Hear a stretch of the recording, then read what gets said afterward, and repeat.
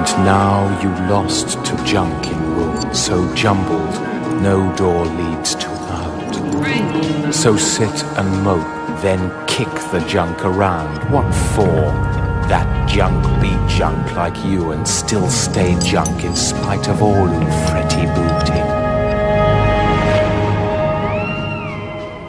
And when at last fresh crisp air spankle cheeks and longing lungs draw deep to fill, then gasp and hack who breathing cornflower, ginger grounds and cocoa hoover bag.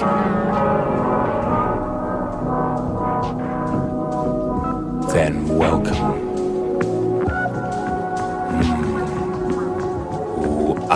Moors in blue jam, blue jam, blue jam, blue jam, blue jam, blue jam, blue jam, blue jam.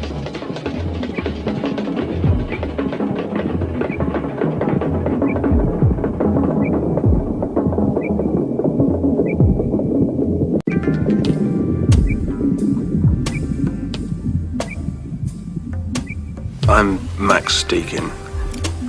And I'm Patricia Deakin. And this is Lisa. Say hello. Hello. Lisa's 6 years old. I think you'd say we're a very loving family. Yeah. Yeah, we've been very close for 8 years. But we have agreed to get divorced now. For her sake, really. The idea being that she needs more insecurity at home. Insecurity? Yeah. That's it. This is to give her the real sort of drive and ambition. It's a very competitive world for child actors. Yeah, Between us, we just want to give her every chance. I want to be the best. Yeah. Obviously, it's not going to be easy. No. I've been asked to use alcohol to become abusive to Patricia and violent. Really fuck her about quite heavily. I love. Get off. I'm not allowed to comfort her, obviously. We have to make the atmosphere as acrimonious as possible. Sorry. Are you crying, Mummy? Lisa. Yeah? Leave the snivelling bitch alone. Mummy's crying. I don't give a fuck. Shit. Are you acting now, are you? Max! I don't fucking know! This is good. This is good.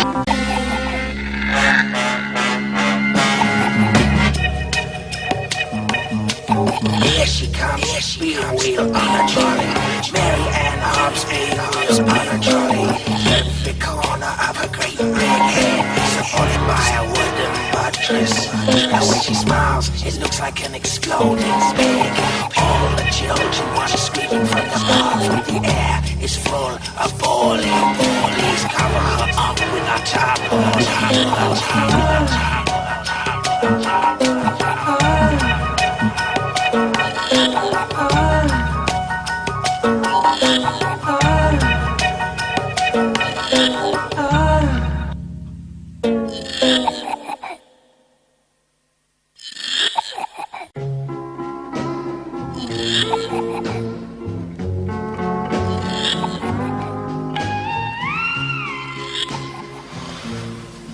Well, I am sorry it's becoming a nuisance. I'm sure we can think of some way around it. Well, I hope so. Some people are beginning to say it's gone a bit far. Oh, I think that's him now. What's that, love? Bloody lions have left a carcass in the drive. Another accident, David? Oh, hello, Jane. Got stuck marking the homework. She was just popping round to say some of the parents are getting a bit sick of the lions taking their children. Oh, yeah. Yeah, well, the Wilsons have lost all 3. Really? Yeah, this morning, love. They found them eating Sasha in the Art Bay. Well, I mean, Barry was quite all right when they took his other 2. He was only being polite, love. Well, he's been enjoying himself at the club bar on the savings. It's when they get in the building, Yes, David. yes. They go berserk. Well, they would, you know. Mr. Clare's lost his eyes on Tuesday. Do you know, they aren't wild animals. Yeah, there was still sclerotic stains on the wall. They feel trapped in a building. It's not very nice. They shat in the infant stickle bricks. Yes, it's not just the children. I've lost 6 staff. Oh, sure, but I mean, it's not as if I'm landmining the place, is it? Well... Oh, yeah. Yeah, what? He did landmine the playing fields. David. Well, they're pretty deep. They're only meant to go off during the dad's race on sports day. Sounds like we ought to have a little chat about that as well. Sure, Jane. And give us a bell if you think the lions are coming to the school again. I know you won't. Yeah, sure. I'll move the dustbins as well. I'll try and block them in a bit. Yeah. Bye, Jane. Bye. Ciao. Oh, it's 9:30, love. 9:30. You mind the Lashes Drive? Oh, shit. Is Colin back yet? Well, I haven't heard any bangs. Here comes the bastard now. Are you sure we're safe here? No. Okay, now, watch this. This will serve the bastard right. What for? Oh, nothing in particular. Wow. Ooh. Look at that. Jesus, he's fucked. He's gas. Here, let's phone Lucy. Do you have to? Yeah.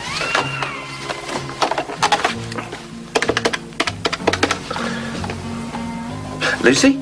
It's David. What the hell was that noise? Oh, yeah, I can see now. Hey, widow. What? You better take this, love. She's throwing a wobbly. Hello, Lucy. See what I mean? Lucy. Wailing like a fat lover. Lucy, shall I come over? Hey, what are you, the Plastigono band? David! You better go over. Sounds like she's going to go right off her fanny. Yeah.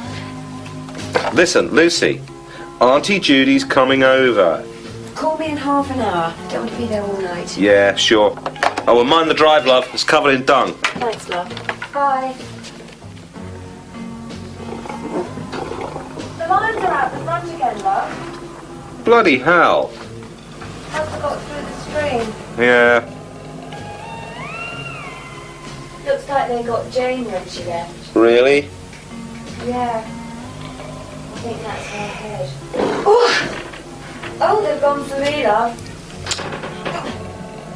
She's still got that sarky look on her face. Yeah. They seem quite hungry. Get off.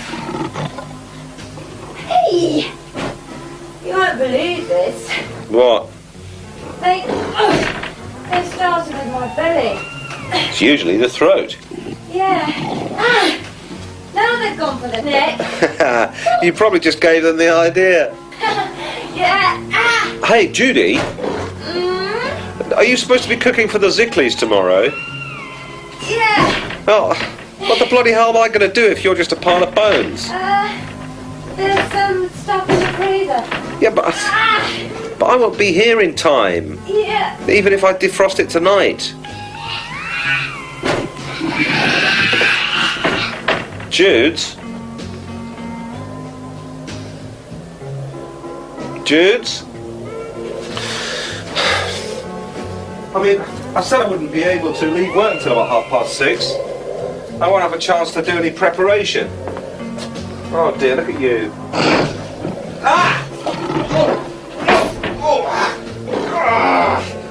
I can't get them stir fry. And I won't have a chance to prepare anything overnight. Let go! If I'm going to end up as a string of guts in the garden, who's going to tidy me up and give the Zickleys a beer?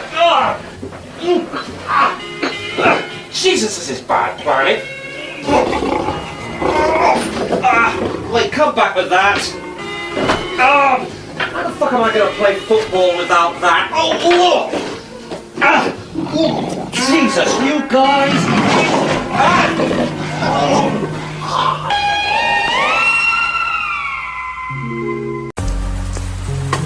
My name's Anthony Marsden, and this is my wife Jennifer. And about 6 months ago, I moved out of the house and started living outside. Just felt ridiculous living in such a big house, living indoors all the time. When you think about it, we don't need heating, big kitchens, carpets. I think the idea may have come from a book I was reading, but I can't honestly remember now.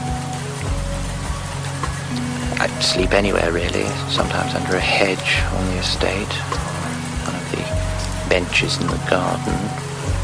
Well, the other night I was in the tractor shed. It does worry me when it's awfully cold. Bedding down with the cows, it's quite a good one. I do worry when I know Anthony's out in the open on a particularly bleak night. Rain, sleep. Plenty to eat in the kitchen, garden, cabbages, potatoes, carrots. I did manage to get hold of a blackbird that had crashed into the greenhouse the other day. It's not particularly tasty, I have to say, but We're having lamb tonight. Going to roast some lamb and some of those little carrots. Why don't you join us for supper tonight? I do miss the cat. I don't see the cat so much. Richard's bringing Helen tonight. Dog's very loyal. She's awfully sweet. The other day I caught the horse giving me a funny look. I'm not sure what he's picking up on there, but We've blocked off that draft in the drawing room. It's awfully snug now. sometimes I do find myself staring in through the drawing room window, gazing rather wistfully at the fire and family together.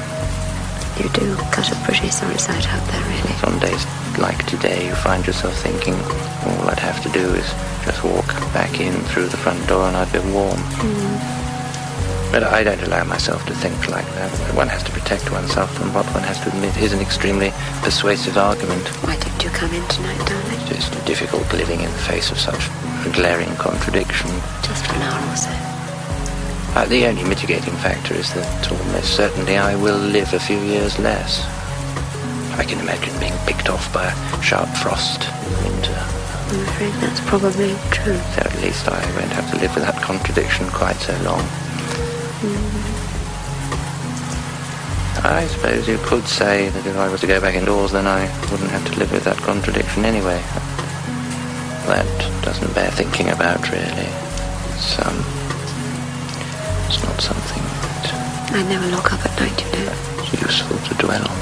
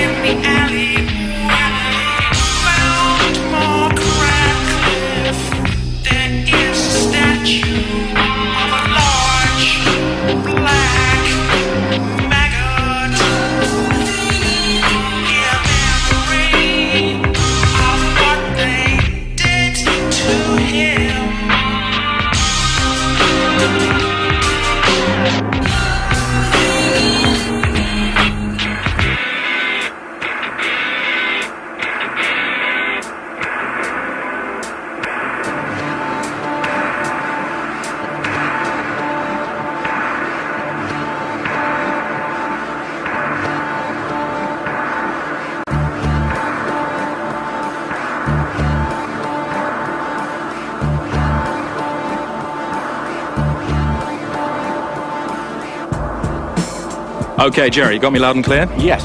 Right, we're off. Jerry Springer, welcome. Well, thanks. It's nice to be here. Okay, now, Jerry, tell us your name. Jerry Springer. Are you bigger than your name? Well, I'm just a schlub that has a show.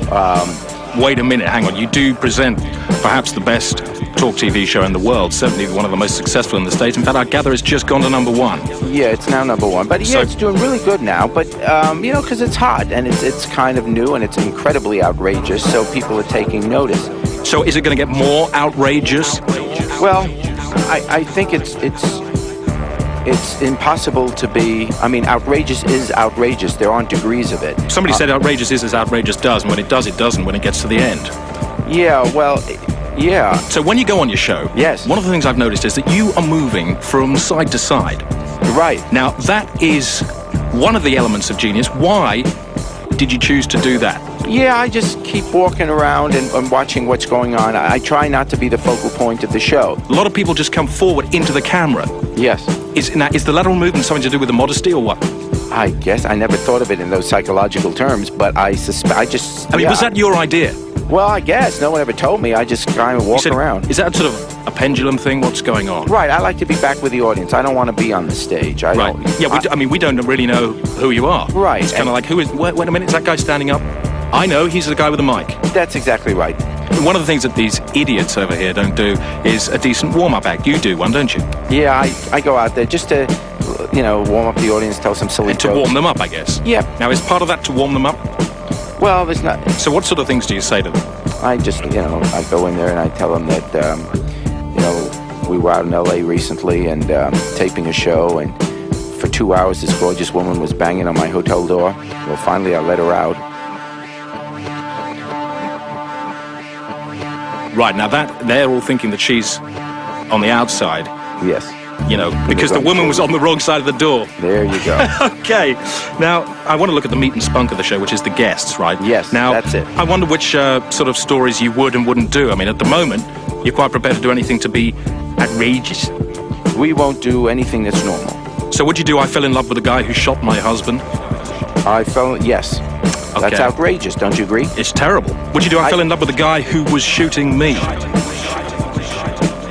Well, brackets, it was horny as the bullets went inside of me.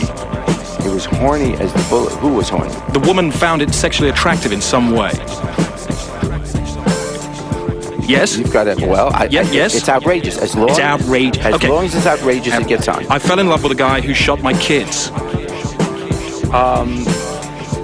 It's outrageous. Yeah, that's... Shot the kids. Yeah, I mean... Brackets, it was something to do with the blood and the screams. I mean, as I said... Okay, so that's a yes. I fell in love with a guy who shot my kids. You're not listening to me. I'm saying anything that is outrageous is yes. My doctor fingers my kids up the ass.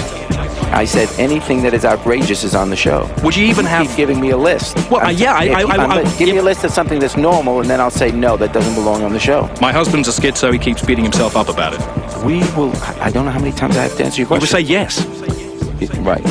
What I want to know is, what really gets you down in this life of ours? People suffering from Pash Crane's Jubosa, I mean, that's just horrible. All the industrial diseases, people poisoned by phosphates and buggerides. That sounds awful. I mean, some of them even lose the use of their necks. Diseases are always sad. Horrible. These children losing their ability to use their thoughts. Yeah, when they have them, but they just can't use them. Yeah, you know, I mean, there's great pain in the world. One of the prices of life is that, and it isn't fair. We haven't talked about a final thought. Okay. Yeah, now they're very important in the show. Yes. Where does the inspiration for that come from? I used to do it when I was doing the news. If you had to sum up the situation with Saddam Hussein and Bill Clinton. I think my notion there is that Saddam is clearly a danger to his own people as well as the surrounding nations. But I don't think what we ought to do at this point is to kill more innocent people just to get him at this point. Right. If there's a way to remove him without killing innocent people, then obviously I'm in favor of that. I don't know that anyone has found out exactly how to do that, but I think we should still try. And so when you write that down and say it, it actually turns into something that makes sense, yeah?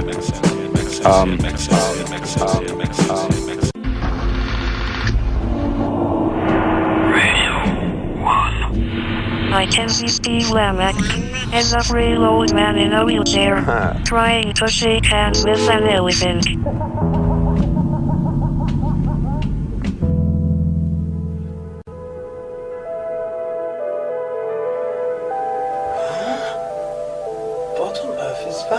I was upstairs when I saw it. Karen? Karen? I shouted to my wife. Karen! Look outside! And there's a thing in the sky! We ran outside and... Come on! And there it was. This long green thing in the sky. And everyone was coming out of their houses. It must have been 200 people pointing at this big green thing in the sky. Then someone said, "That's not the sky, it's the ground." And it was. It was the ground. We were all just looking at a little green bottle on the ground.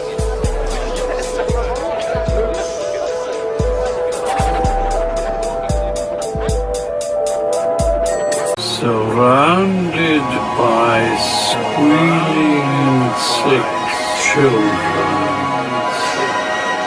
Kevin Greening farts like a sex and laughs to see the air full of chemotherapy wigs and bald little heads.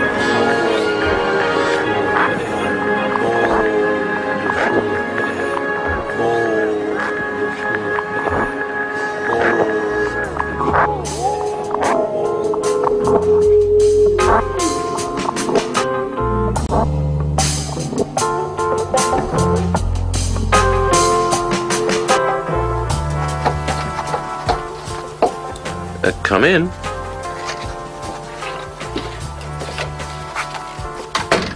Afternoon, sir. Ah, yes. Take a few. Thanks. Now, what seems to be the problem? Well, I've got quite a lot of pain in my gut. Right. Comes and goes, but it's pretty strong. Can you show me where? Here. Any diarrhea? A bit, but mainly just the pains. Cramp. Right. I'd like you to go to the supermarket. Supermarket, yeah. Could you get me a dozen eggs, some flour, butter, caster sugar and lemons? Right. I want to make a cake. Tonight.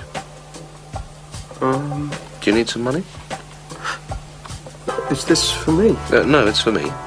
Now, run on. Well, what about my gut pain? Well, get me the eggs, and then I'll see if there's anything I can do.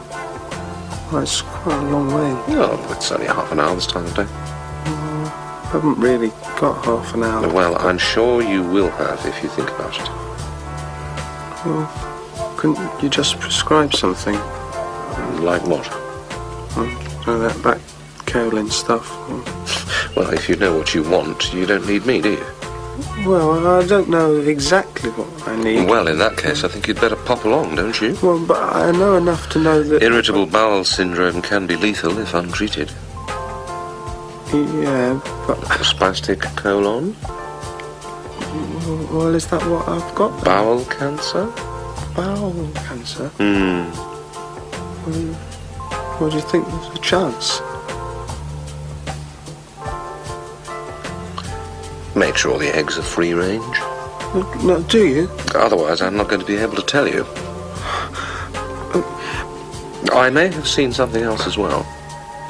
Have you? Added caster sugar, please. Well, did you see anything else? You have got that, have you? Caster sugar? Well, I can't go if you'd muddle me up like this. I may have seen very strong signs that your balls are about to shatter. Shatter? Yes. You do drive a car, don't you? Yeah. Driver's balls. Occasionally, the balls of a driver do shatter if they become calcified and then subject to engine vibration. And you think mine are going to shatter? While you're about it, get us a tin of decaffeinated coffee. But I need to Here's an extra tenner. Well, you'll tell me what I've got when I get back. Oh, yeah. Right. Bye, then. Calcified balls. Yes, yes. I'll know by the time you come back.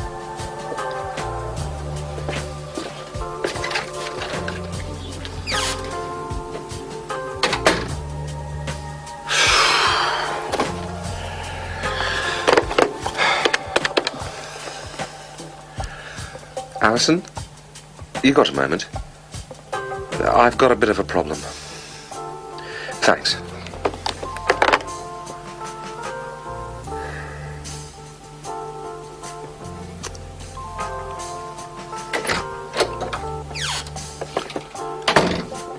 Michael.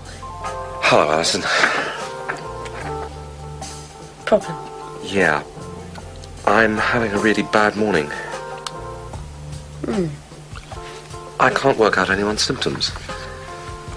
I had to send them all off on spurious errands. Right. I've got Mr. Pepys getting my dry cleaning, Arnold Flepp's at the supermarket, the Marks family are washing my wife's car, and they're all going to come back expecting me to have some sort of answer. Bloody hell, Michael. I know, I just can't seem to... There aren't any obvious answers. Well, why don't you go out and I'll see them? Oh. Really? Yeah. You go out for a bit. That's very kind. And while you're out there, you could pick me up a leg of lamb from Laxton's. Deal? Sure. Okay.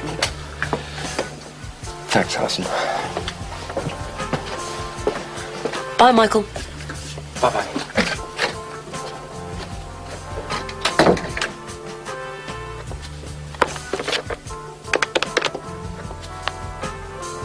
Sarah, I've got him out. Yeah. Change the locks. Have his room emptied and packed and remove the plaque from the door. Yeah. And can you phone the agency to get 2 guards put on the door? Great. Hey, Sarah. 10 fucking now.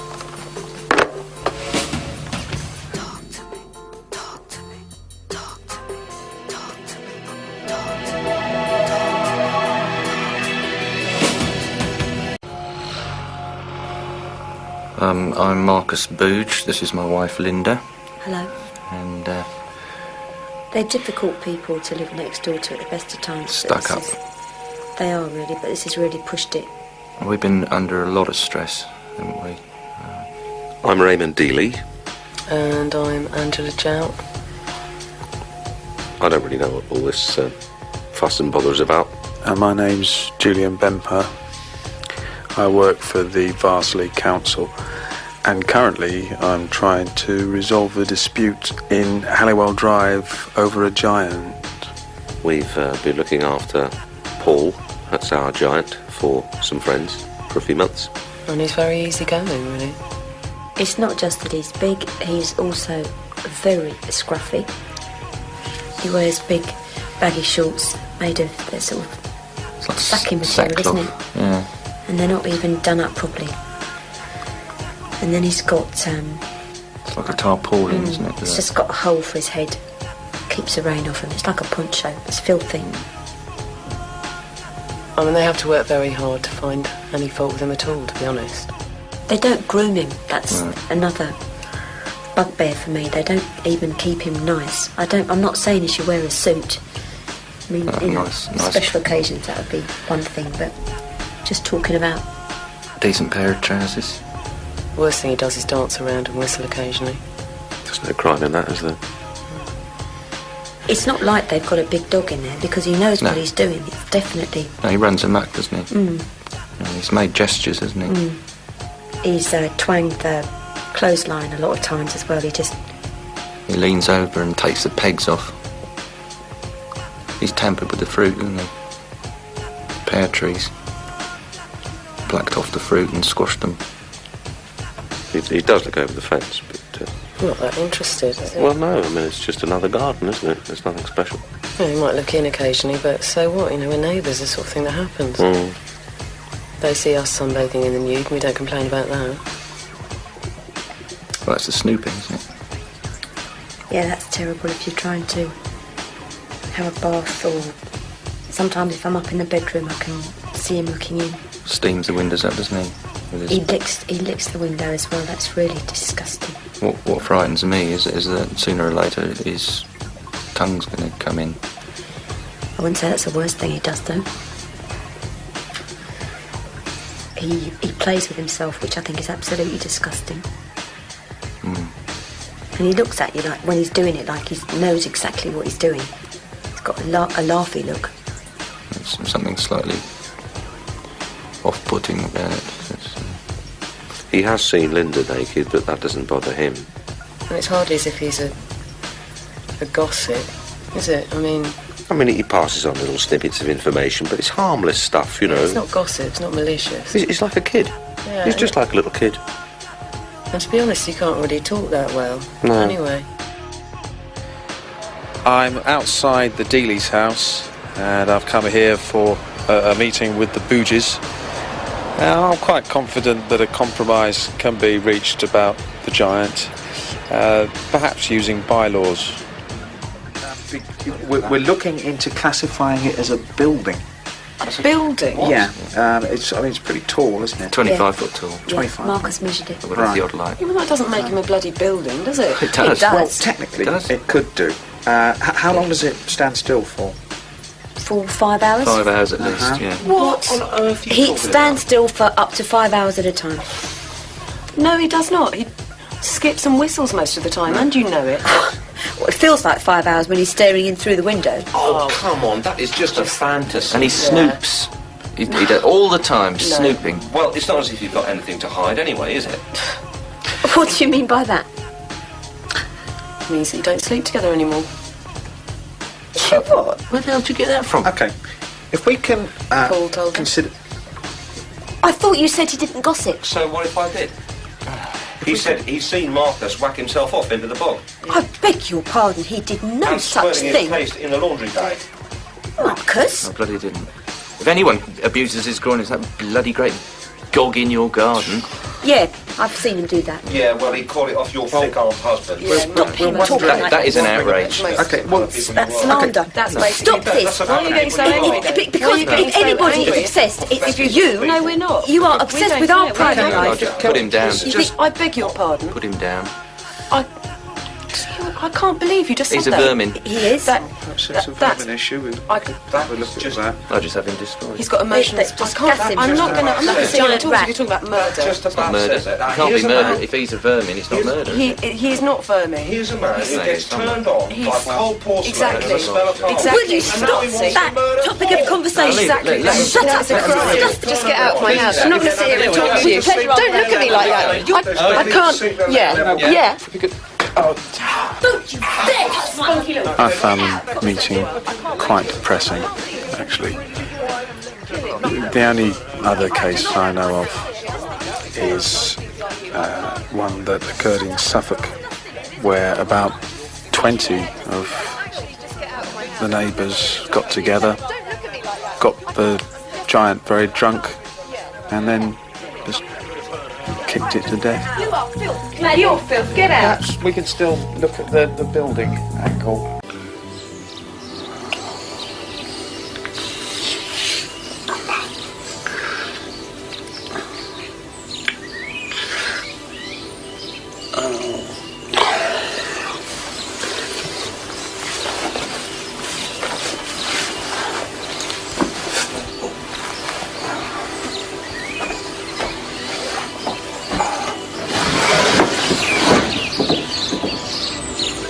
Shut up, please.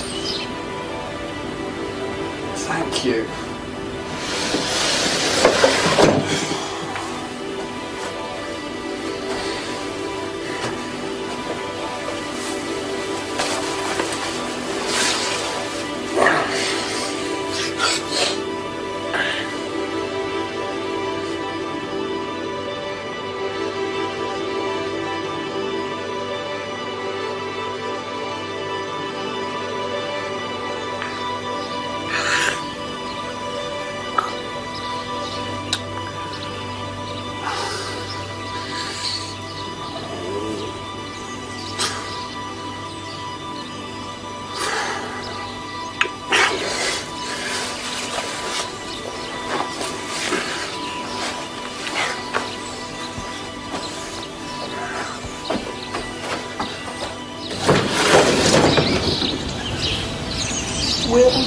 shut up, please?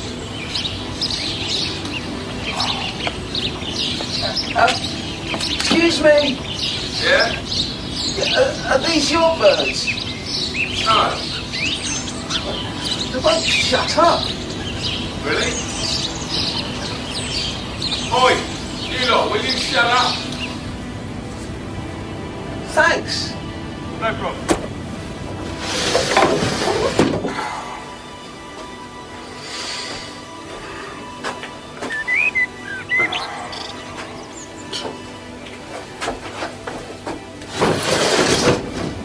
Oi! Did you hear what that man said? Well, why haven't you shut up? Well, that's irrelevant. It's... Well, I'm trying to sleep. Thanks. Anyway, how come you all shut up for him, not for me? Stuck-up little bastard.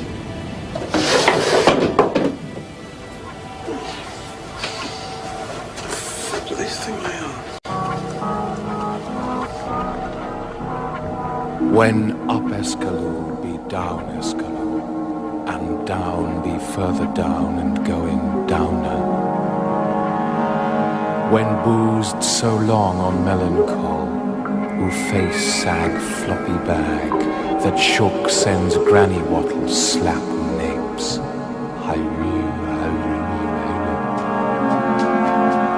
And now you lost to junk in room so jumbled, no door leads to out. So sit and mope, then kick the junk around. What for?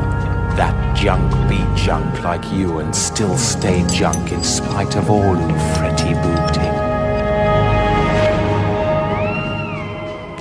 And when at last fresh crisp air spankle cheeks and longing lungs draw deep to fill, then gasp and hack who breathing cornflower, ginger grounds and cocoa hoover bag.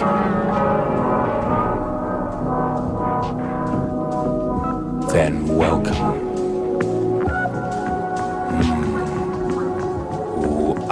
Moors in blue jam, blue jam, blue jam, blue jam, blue jam, blue jam, blue jam, blue jam.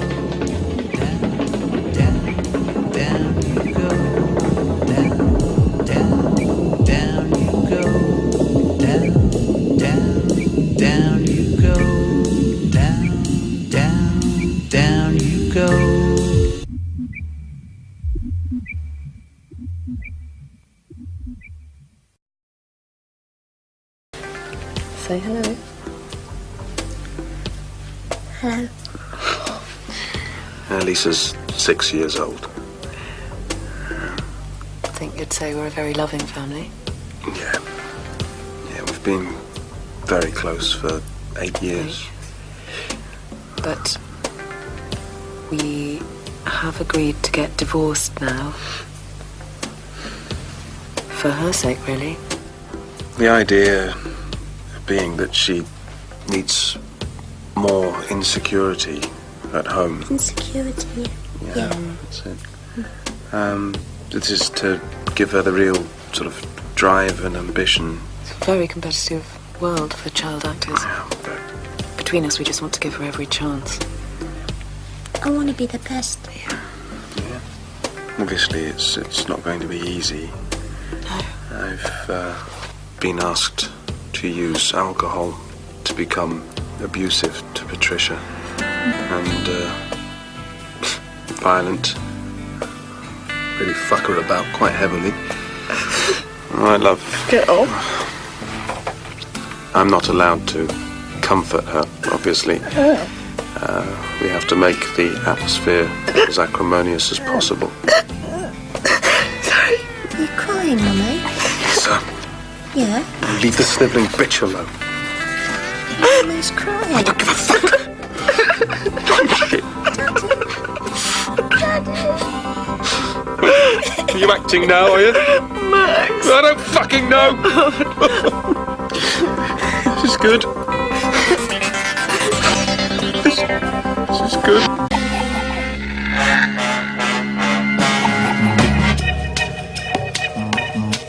Here she comes, wheel on a trolley. Mary Ann Hobbs wheels on a trolley. Every corner of her great big head supported by a wooden buttress. And when she smiles, it looks like an exploding egg. All the children watch screaming from the bar. The air is full of balls.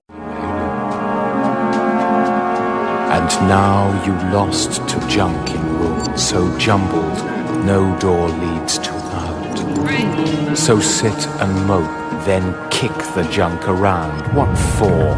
That junk be junk like you and still stay junk in spite of all you fretty booty.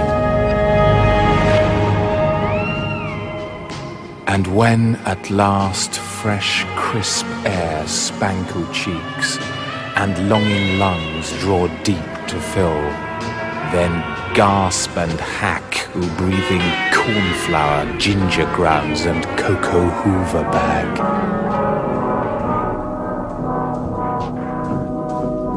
Then welcome.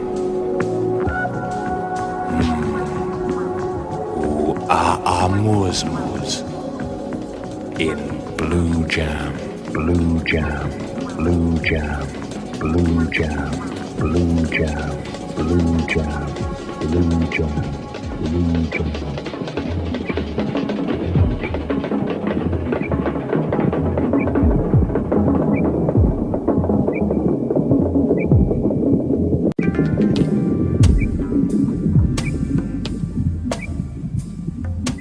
I'm Max Deakin. And I'm Patricia Deakin. And this is Lisa.